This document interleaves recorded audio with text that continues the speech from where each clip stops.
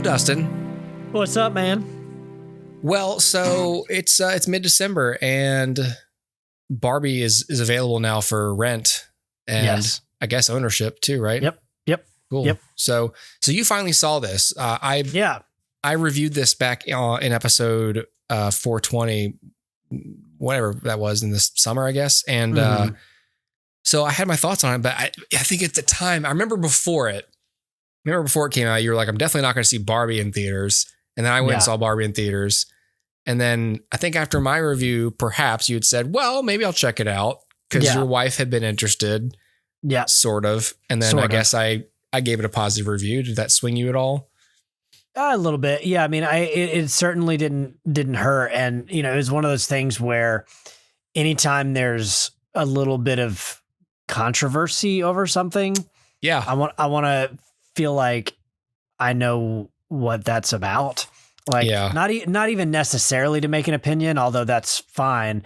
Sure. It's just like, let me see if this is really something to be like mad about. Yeah. And spoiler alert, it ain't. So I'll it is not. I'll play the original review so that people can sort of hear my thoughts on the movie as I said them at the time. Yep. So I'll play that here and then we'll come out of it and we'll talk about Dustin's side of things. Yeah. This is the best day ever. It is the best day ever. So is yesterday, and so is tomorrow, and every day from now until forever. Do you guys ever think about dying?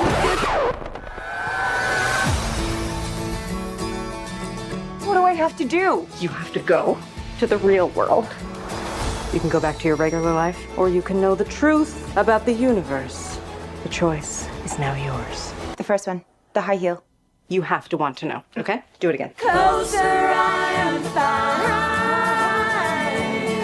Closer I am to find. I'm coming with you. Okay.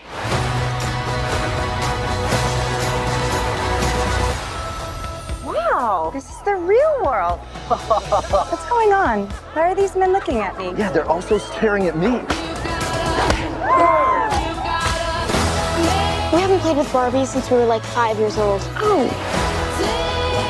No one rests until this doll is back in a box. Even if nobody else sings along. Humans only have one ending. Get that Barbie! Ideas live forever. No, I won't let you do just one appendectomy. But I'm a man. But not a doctor. Can I talk to a doctor? You are talking to a doctor. I need a clicky pen? No. A sharp thing? No. There he is. Doctor! Somebody get security. You know, there's not even a fart joke in this film, actually. Oh, how about that? Good for Barbie. Good for Barbie. I know. You're right, because as like the first comedy in like 20 years or whatever this is, you would think that they would have snuck a fart joke in there, but Greta Gerwig said, no, thanks. No, that's fine. Barbie is co-written and directed by Greta Gerwig, co-written by Noah Baumbach, her partner. And it stars, as people probably know, Margot Robbie, Ryan Gosling, America Ferrera, Kate McKinnon, Issa Rae, Rhea Perlman's in this film. Will Ferrell is in this film. So this movie, this episode's going to come out in the first Friday in August. So this film has been out for 2 weeks at this point. We're not recording it that far away. So I can only tell you that as of this recording, the opening weekend has happened and it's made $382 million worldwide. And that's against a $128 to $145 million budget. And so you might think like, well, that's a pretty big budget for a comedy. I guarantee you that at least half of that was marketing. Sure. This film was cleverly, but aggressively marketed. I think that was money well spent because the movie won the weekend. I mean, it unseated Mission Impossible. Obviously it was always gonna earn more than Oppenheimer. It's a PG-13 comedy versus an R-rated 3-hour movie about the atomic bomb. Yep. As you probably know, if you've seen any marketing promotions for this, it's a film about Barbie, about stereotypical Barbie, the doll, played by Margot Robbie, and Ken is a supporting character here, played by Ryan Gosling, and they live in Barbie Land, and Barbie Land is this, basically this other dimension kind of a thing, and there's a whole society full of Barbies, and then the other half is all these Kens, and it's a matriarchal like utopia. So the Barbies all have like really important jobs, and the Kens just kind of like hang out and are there. And Barbie starts to experience existential dread amidst all of this, and she's not sure why. And it's not a thing that usually happens in Barbie Land. They're like, you have to go see Weird Barbie and figure out what's going on. And so Weird Barbie is Kate McKinnon with all like the face drawings and the weird haircut. God, she's so good in this movie. Kate McKinnon's so funny. If you're casting a Weird Barbie, God, Kate McKinnon was so good. Anyway, so Weird Barbie's like, you gotta go to the real world, find the person who's playing with you, and figure out, and it's in the big like plot exposition scene. Kate McKinnon essentially tells the audience like, don't worry too much about this. It's like, how do I get to Barbie world? She's like, it's best if you don't think about it. And but you have to go find the human that's playing with you and figure out why they're transferring their thoughts onto you, basically. So there's an implied connection between the human real world and the world of the Barbies and Kens. So Ken tags along, and they have some adventures, and I don't want to say too much more about the plot, but Barbie, I really enjoyed this. The reason I saw this is because I said after Mission Impossible, I'm only going to see one more film in theaters this year, and it's going to be Dune Part 2. And then my wife said, hey, I got invited to go to the movies with friends from work. Feel free to include me on stuff like this, like as a +1, just so we can do more. Cause these people came to our house to play games and stuff. So I was like, well, and she said, I don't know, you really want to see Barbie? I was like, I'd love to see Barbie. So anyway, we ended up getting tickets. These people, we all went together. It was like 8 of us. I wore the only pink shirt I own, which is a shirt I wore to my brother's wedding. We saw this at a regular AMC in town, not the Nexus. And I really enjoyed it. There were so many people there. The theater was packed. We saw it on a Friday night, and there's people dressed up all over the place. There's more little kids in there than I think was appropriate, but that became apparent, I suppose, for those people.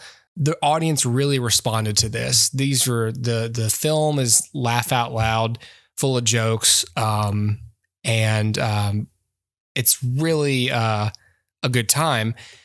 I think what people, and again, if you watch the trailer, you know that this is sort of part of what they're doing here, but like, there's a whole lot of like, we're going to talk about womanhood. Like, we're going to examine this through this cultural icon that is Barbie, the positives of a doll like this, the negatives that are perceived from her, all of it. We're going to talk about patriarchy. We're going to talk about, sexism. We're going to lean really hard into, some feminism.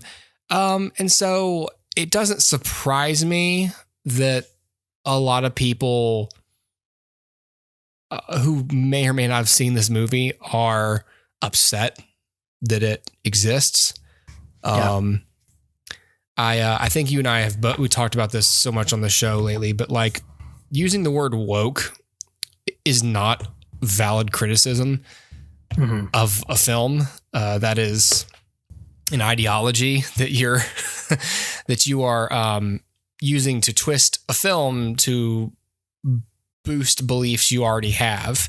Has nothing to do with artistic expression or telling a story. Anyway, I think so. I gave it a star rating. I was surprised. I was like, I think I'd give it 4.5 stars.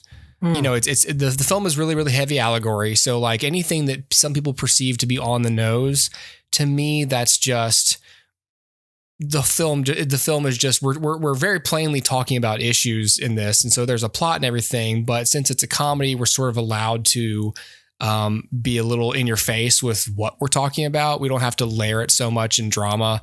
to where it has to be like super subtle. And some people saw that as just like a big old female shaped lesson. But to me, it's like, no, that's proper use of this genre. If you're going to make a comedy that's actually about something, it makes it easier to sort of put that stuff to the forefront. This is one of those things that is, I would say, is brilliant. You're probably going to get more out of it if you see it with a crowd. But be warned, like, it's not for kids. I've seen a lot of people asking, like, can I take my 7 or 8 year old to this? And it's like, I mean, it's not like the movie's not bawdy, but like you may not understand what this is. And I really think that people need to be told these days, like there are some movies that aren't for kids. Like these are the same people who are like, I'm going to take my 6-year-old to see Deadpool. Yeah. It's like, yeah, just because it's a comic book film doesn't mean it's for children. Right. This is a PG-13 film. We say the word vagina a couple of times. We're addressing complex social dynamics that are going to go over kids' heads. Not that it's inappropriate. It's just like a kid's not going to know what's going on after a while. Sure. Not going to be able to follow the plot. It's not so much that it's explicit. It's that it's too complex. No, this is a very, like for a comedy especially, I couldn't find like a single raunchy joke in here. Like this is extremely, like I would have felt comfortable taking my daughter to this, but my daughter's very well read and I wouldn't take her now because there's still plenty that she just can't understand, but I wouldn't feel like worried that she's going to see something inappropriate, you know? I wrote a thing on Facebook. I was just compelled to write a thing. And so I said in that what I've mostly said here, but like I said that if the film has any faults, it's that the screenplay seems like it feels obligated to do something with the story world, like of Barbie Land, having to pay off what kind of things can change Barbie Land, because they come back to Barbie Land later and it's very different. And it's been affected by Ken's experiences in the real world and kind of seeing how much power men have in the real world versus kind of the second class status of Ken's in Barbie Land. I'm not hung up on that really. It's just that some things happen in the movie that are not really on story when it comes to the theme. It sort of just feels like they're like trying to sort of do housekeeping on the plot. And after a while, you're just like, you guys, you don't have to do this. Like you already sort of established, like, it's not important, the physics of how we get to the real world. We're on some, 2D set rowing a boat, like rowing a fake boat, like we're doing a play. Like, I'm not going to go like, well, how many miles is it from Barbie Land to Los Angeles? Like it's not important. So you don't have to tidy up that sort of thing and take up time. But that being said, the film's only 2 hours long. It's not over long or anything. Anyway, I think it's just I really enjoyed Barbie. I mean, I would recommend people see it. And I think that it's one of those films that sometimes when these come out and then there are certain groups of people who reflexively hate it, that sort of tells me like, yeah, this was necessary. It was a necessary artistic statement. It's good for the culture. It's good for Greta Gerwig. It's good for women. It's good for men to see this. And I also think that given its box office performance, it's good for the industry. It's really good for the industry that these two films, but specifically this one we're talking about, did so well. And it's not like a superhero film or an Expendables movie. Right. So, yeah. Well, that's good to hear. I had basically no interest in this movie. I'll tell you this. It's despite the fact that I really like Greta Gerwig. Lady Bird was one of my favorite films of that year and remains one of my favorite movies. So I do like Greta Gerwig, and her involvement only was like, well, I mean, I guess if I had to see it would just be for that, but I really have no interest in this. Right. But then let me tell you what piqued my interest more than anything. I saw that Ben Shapiro went to see this and evidently didn't like it. Yes. And then I thought, I kind of want to see this now. You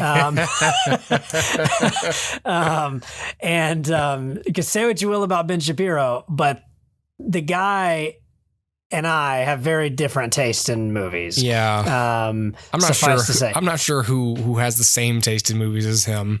It seems like he doesn't like movies. I know. That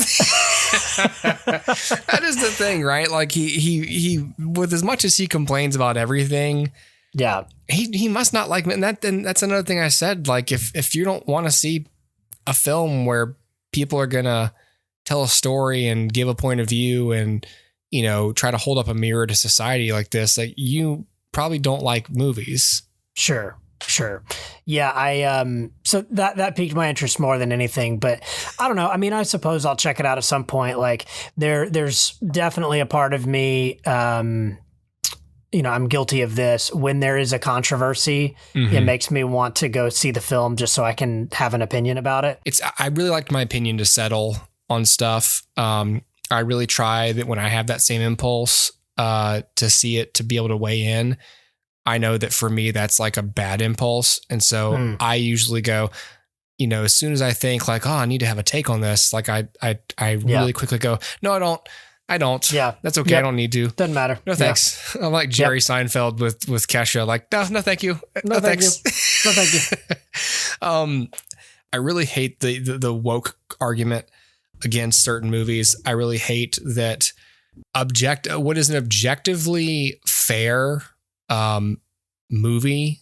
It's weird because like if you're, it really depends on who you are, because like if you are like a right-leaning guy, you're not going to want to go see Barbie because you might view the film as an attack on you.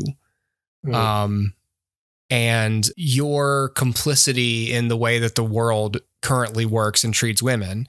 If you're a left-leaning guy, you might, depending on whether or not like you feel immense guilt for being a man, or if you just feel like just plainly that there should be more justice for women, you see the film as a very necessary message that people should see and would easily digest within a narrative format of a movie versus some YouTube speech that someone sends you from the Women's March. It's much more palatable to watch a film where there's jokes and there's laughter and everyone gets to laugh. And the film is ultimately just about how beautiful womanhood is. And has, I think, fair critiques about corporate culture and the double standards of the genders in the workplace and stuff like that. Like stuff that I think that the substantive argument against Barbie by a not moron is that it is too plain, like it is too obvious. It's too it's not subtle, maybe. And that's fine. And I don't think that Greta Gerwig would say that the movie is like, no, it's super subtle. I think that it's just a comedy. I think that it's been so long since we've seen one that people are like, I don't know what this is. Yeah. Right. Why is everything so bright and plain and on the surface?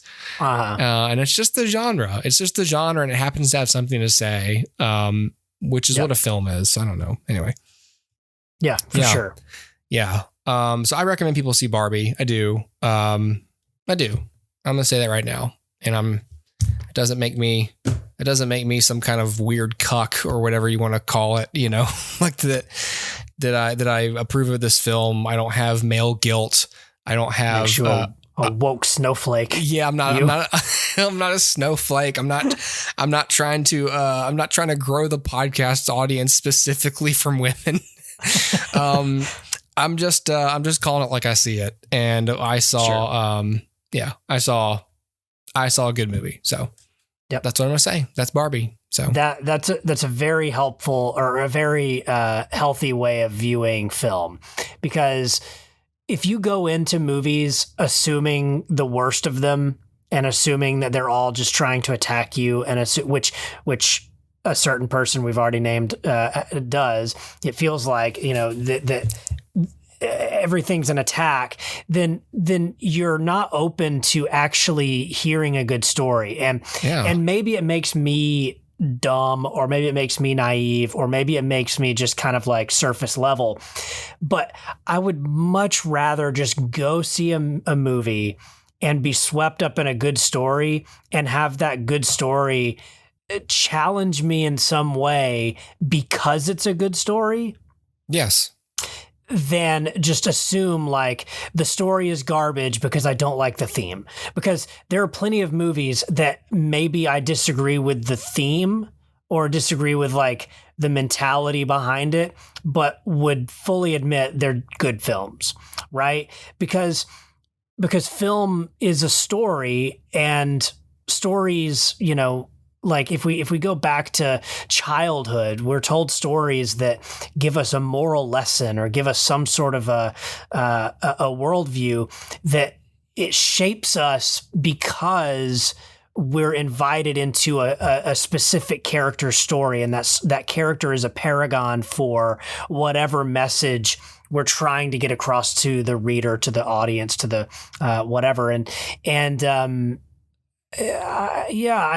think if you just go in assuming that everyone hates you, that's unhealthy, because at that point you're not open to what the film has to say. You're not open to hearing a perspective that you don't know. In the case of this film, again, I don't know, but if you go in assuming the worst, then you'll never understand what a woman is trying to tell you about the way she views the world.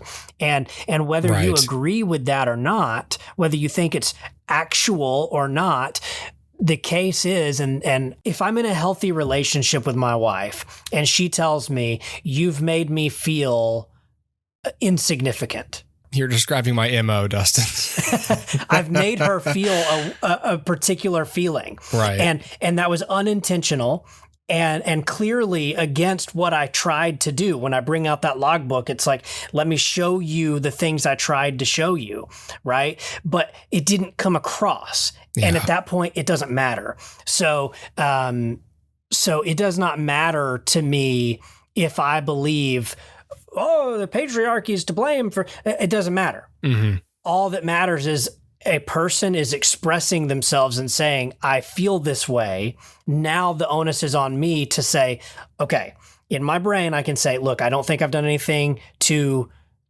contribute to this feeling. However, now I'm going to make a change in order to ensure that it doesn't happen again. Because in a relationship, and I would say this extends beyond your marital relationship, but to people at large. Yeah.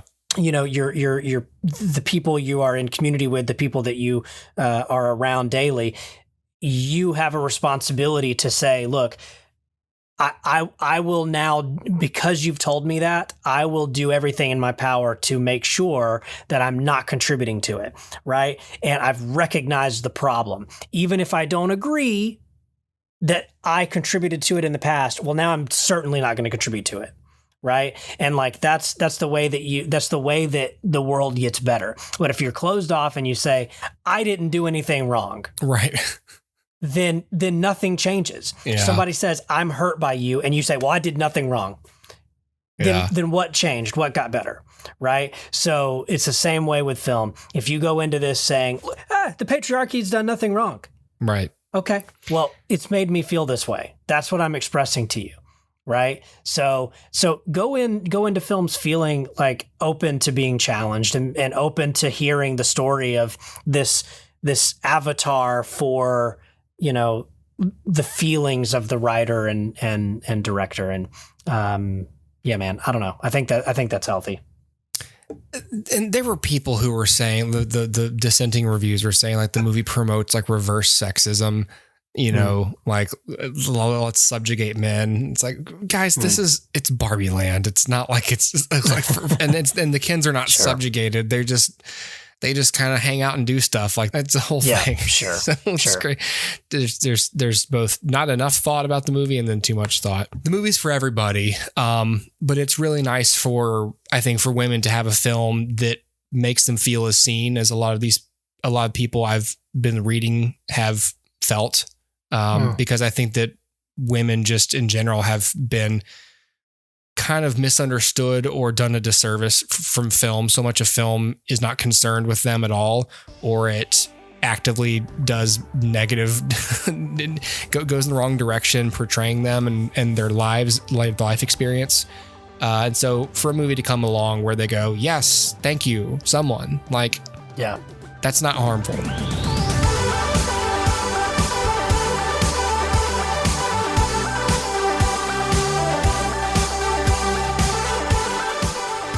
So in that original review, I remember you talked about the controversy. You'd said, like, I know that Ben Shapiro saw the movie and hated it, so my interest sort of was piqued by that whole discussion about how triggered some men were by watching this movie. Yeah.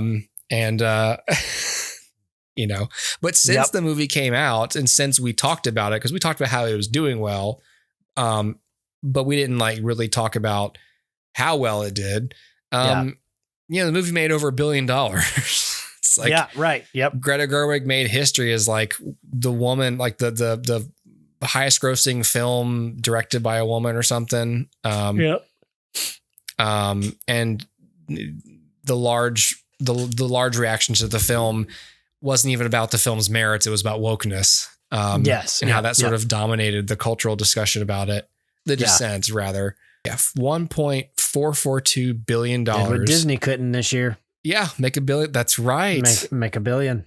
This is, as the highest grossing film of the whole year of 2023, as well as the highest grossing film by a solo female director, the highest grossing film ever released by Warner Brothers. Wow. Even more than Harry Potter. Yeah. That's crazy. And the 14th highest grossing film of all time. Yeah, that's insane. That's crazy. Yeah, it is. What beat this? Frozen 2 is in the number 13 spot. Wow. Yeah, so this has edged out Avengers Age of Ultron. Wow. That's crazy. That is crazy. Yeah, but it's within $50 million of Top Gun Maverick. That's crazy. It's insane. Wild. Yeah. That's insane. Yeah. Yeah. Good for them. Like it's a solid movie. And like, I knew it was going to have legs, right? Because obviously it's based on Barbie, and Barbie's a household name, and everybody that has a daughter, is a daughter, or knows a daughter is going to go see this. And, you know, like it just made sense. I think my review is like, you know, round about 3.5 stars. Like I wasn't blown away by it. I don't understand the vehement people, like the people who both love it and hate it. I don't know that I understand either position. Like I understand, like, I know we talked about wokeness, right? And I understand that some people are against the idea of woke, for whatever that means, woke ideas being in film in general. I'm not mad at a film for presenting any perspective. There's no perspective that's inherently off limits for a film. But like, I don't even think this movie's that woke. So I don't understand. I just legitimately don't understand. Like, if you're mad that the film seems to be saying, hey, a male-led society doesn't make any sense. Yeah. I mean, a world in which only men have all the say, doesn't make sense. If that's woke, then I guess I'm woke. Then you have the idea that I guess maybe the thought isn't, well, we're mad because you're saying that a society only dominated by men is bad. Maybe they're thinking, we just don't want to hear women complain about it. Like maybe that's the thought. To which I'm like, well, then who's going to complain about it? Well, I'm sick of women complaining about how we're fucking up so much, how everything's unfair because of us. And how that affects largely them. Right. And then I guess maybe you could say you're mad that a Barbie movie tackles this, to which I'd say, well, I can understand that if you only wanted escapism in your Barbie movie, but shouldn't we commend a film for saying more than just nothing? So I don't understand the hatred. I would understand if you were mildly annoyed or mildly off-put by something. But I don't understand the hatred. Yeah. Because again, film is subjective. So if you were like, I was just annoyed that they were talking about blah, blah, blah. Okay, that's fine. Sure. Be annoyed by it. But if you're like, I hate it because it's tearing down America, then you're like, well, no, it's not, because it's a Barbie movie. And if a Barbie movie is what it took to tear down America, then America was pretty weak. We were on the fence as it is. Right, exactly. It just took a little push. Yes, correct. By a plastic doll. That's right. But in terms of the movie itself, I thought the movie was fine. I enjoyed that it was a little bit, ridiculous. It didn't get bogged down in the details of how the world works and what the rules were and what the mechanics were. It was just, Kate McKinnon being like, yeah, it just does. Yeah, something. Don't think about it. And I enjoyed a lot about it. I think, visually it's great. The performances are great. I think it's funny. Yeah. Not as laugh out loud funny as I think people think or have told me it was, but it was funny. I was on board for the first half, and then it lost me in the second half. At first, everything was great, and it's kind of like quirky, and it's doing its own thing. But then it became a farce, and I was not down for the farce. I was down for the quirky, funny, offbeat stuff. And when it became truly farcical and like over the top is where I dropped off. So I'll give you an example. There's a moment in the third act where all the men are fighting one another and it's this big battle or whatever. I thought that entire sequence was one of the worst things I've ever seen. I hated everything about all of it. I'm exaggerating. It's hyperbole. My true feeling is I was just annoyed. Like I thought it went on way too long and undermined what stakes there were. For me, it was trying to say something, and then it took it too loose. It wasn't serious enough. And I know how that sounds. Like I want Barbie to be a dramatic. I'm not saying that. I just want it to take your own stakes seriously. The film walks that line well in other areas of the movie. Like it hits the drama right and keeps the stakes in focus. And so if it doesn't do that, then it's like, well, wait a minute. You show me you can. Right. Exactly. Yeah. And that's the first half was like, it made sense. Like it was, it was what it was. But by the time that battle is happening and things are in slow motion and people are having slap fights and throwing whatever pickles at each other, whatever it was, I don't even remember. Right, a racket and a tennis ball and whatever else, just whatever random stuff. Non-lethal props. Non-lethal props. And then it gives way into like this weird, song and dance number. I was like, I think we've undermined any tension here. And now we're just in this weird, like, look what we can do world. And I think you've become too show-offy and you're not taking it as seriously as you did in your own film just 20 minutes ago. Yeah. Because all the stuff like, when Barbie comes back to the Barbie dream world, whatever that's called, she encounters Ken and there's like this thing where he's like kind of a jerk to her and she like lays down and cries and all of this. And it's like, this is great. Like this is all like, it's funny the way she's crying, she's upset, but it's still kind of funny. Yeah. And like, this is great. It's the balance is there. It's both dramatic, heartwarming, like, it's stirring my emotions and it's all of these things that it's supposed to be.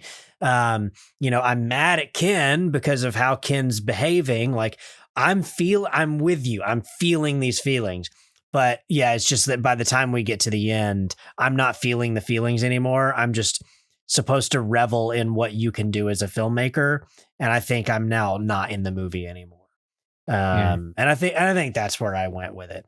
But I do understand why people would enjoy that because it's certainly different than everything else that's out in theaters this year. And I think that if you're in the mood for something that's fresh and you're in the mood for something that seems unique, then this is certainly going to be right up your alley. But I am those things, but I'm also still gonna kind of be a sucker for like, staying true to your own tone and your own world throughout. And I think they had betrayed it by the end, because then it takes a weird hard left turn again after this really goofy zany dance number where Ray Perlman comes out and she's like, hey, let me show you videos that we've collected from YouTube of little girls. And it's supposed to make you cry. And I'm like, you can't go back now. Like I was removed. Had you kept me in, you might have a chance at this, but you've got like, what's essentially a Sarah McLachlan song about puppies in a cage, but it's girls instead. I don't know. I'm all over the place with the metaphors tonight. It's a little harsh. That's a nice sequence, Dustin. It's supposed to be a sappy, just like a man would say, Dustin. A man would hate the idea of girls growing up and having fun. Here, I'll give you your QAnon card back. Look, it's a fine idea. Yeah. That's a great way to end this thing. It's a great tribute to Barbie as a cultural icon. But what happened to me watching it, and this is me, what happened to me watching it is I had been removed from the film and therefore removed emotionally. So when you hit me with this emotion, I'm incapable of feeling it because I've been removed. Had you kept me emotionally engaged, then by the time that happened, I'd also be in tears. But I couldn't be.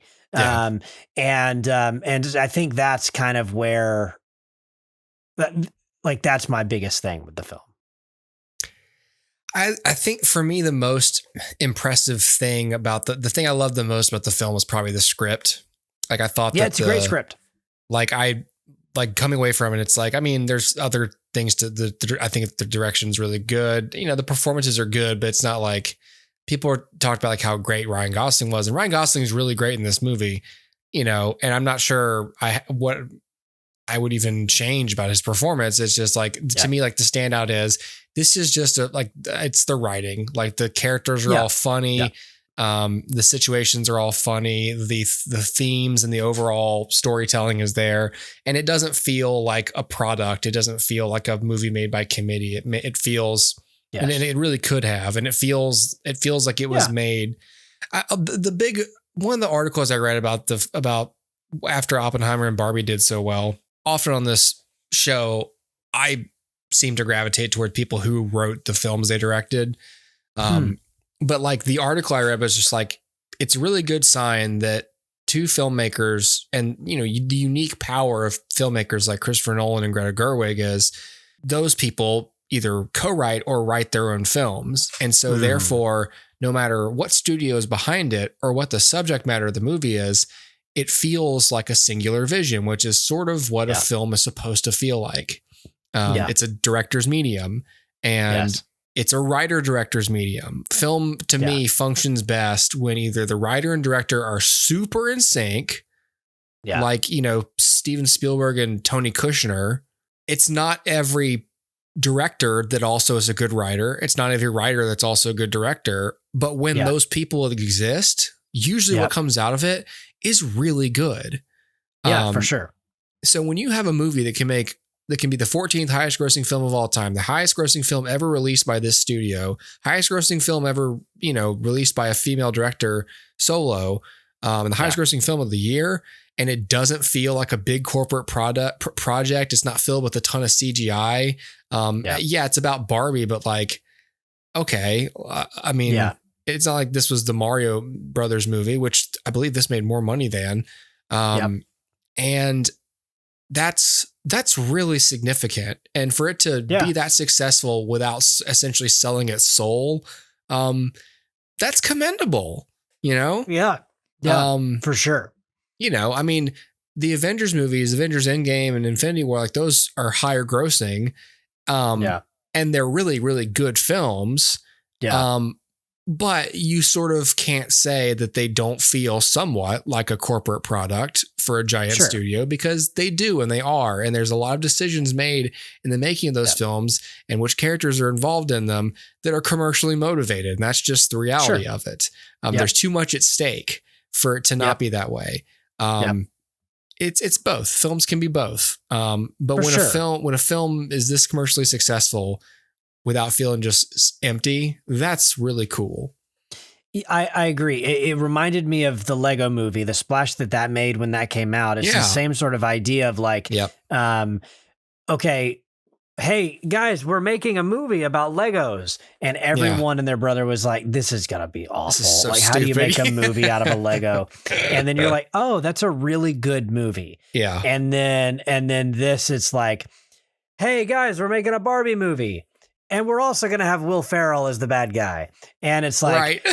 and then you're like, how could you possibly make a movie about a Barbie? And then the fact that it has anything to say at all is commendable. And so it reminded me of that. The idea too that Mattel, gave their stamp of approval to the script, which somewhat criticized their decisions. It's really cool that whoever was in charge there wasn't personally threatened by this script. Because usually, especially with a company, it's like, well, we got to protect the brand. We can't ever admit that we made any mistakes. And Mattel was like, well, none of us worked here at that time. And like no one who made those decisions about Barbie still works for Mattel. And we'd like to move away from that. So I can't remember who it was recently. There was another thing. There was some singer. Okay. I was watching the Macy's Day Parade, and there was a singer on there who I had been told about by my wife from TikTok, and she wrote some song about called Victoria's Secret about like, women's bodies and the commercialization of skinny women and stuff like that.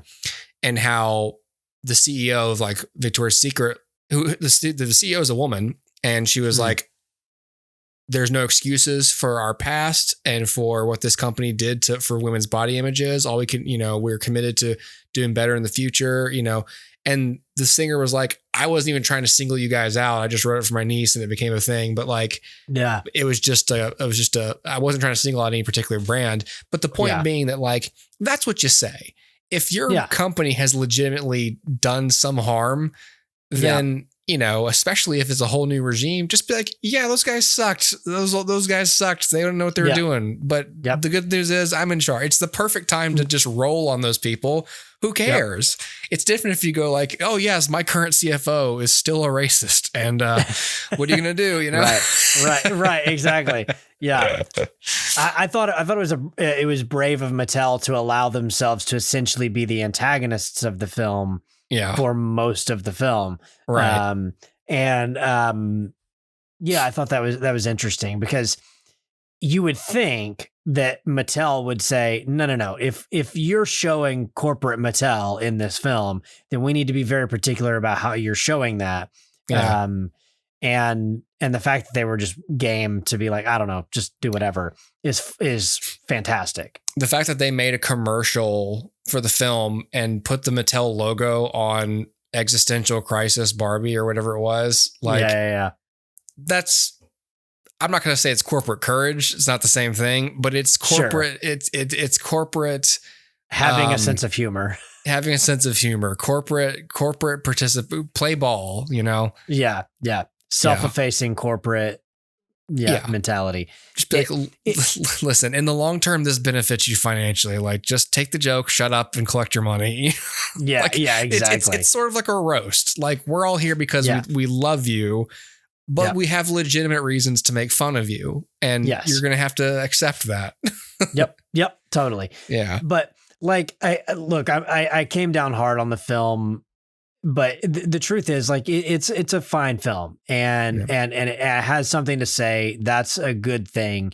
And it's not dumb, and it's singularly what it's trying to be. You know what I mean? Yeah. Like, it never felt inauthentic. But at the same time, there were things that for me didn't work. And so, I feel like I say this in every review, but I think it's just true, and it bears repeating. Film is subjective.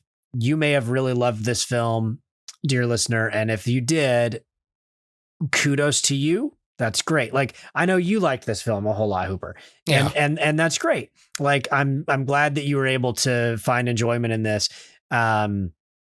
I wanted to enjoy it way more than I did. But you know, it's just a matter of, you know, subjectivity. My emotions when turned off are hard to turn back on. And maybe that's what it boils down to. And so for me, I had checked out, couldn't check back in. I missed that big moment that everyone's like, it was so touching. I'm like, my daughter who watches The Simpsons a lot, what you just said about your emotions reminds me of this thing where Homer's at like this newspaper, whatever mill. And he's like, wait, stop the presses. And like the whole thing crashes and he does one little thing. He goes, okay, start them again. And the guy who's with him, goes, that takes several hours. And that's you, Dustin. Yeah. The film stops the presses on your emotional investment. Like, all right, we did the dance sequence. We're ready to go again. You're like, no. No, we're not. No. We have to restart the generator to reboot. This movie's over for me. I think it'd be interesting. Like if you cut that dance number out or down. Yeah. If it would affect me, because like that is the biggest sticking point I have is that dance number. And it's weird. It's just so strange. But you know, I think again, like it has really good things to say. Like I liked the America Ferrera character, and you know, she gives this pretty impassioned monologue in the third act it's powerful, it's important, it's, you know, beautiful.